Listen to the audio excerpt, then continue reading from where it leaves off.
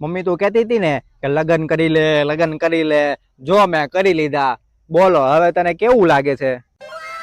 પેલા એકનો ઢહડો કરતી હતી, હવે બેયના ઢહડા કરવાના. એની કરતા તો તું વાંઢો રહ્યો હોત તો સારું હોત.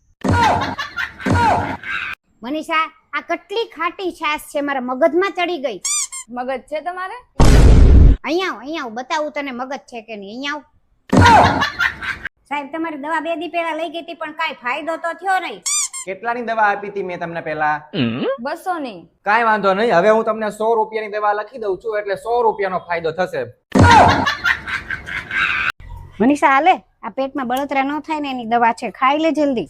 પણ મને ક્યાં બળતરા થાય છે? અરે ઓલા બાજુવાળા ભાભી છે ને, એના હસબન્ડે એને સોનાનો હાર અપાયો છે, તો એ હાંજે તને બતાવવા આવશે તો થશે બળતરા, એટલે અત્યારથી લઈ લે.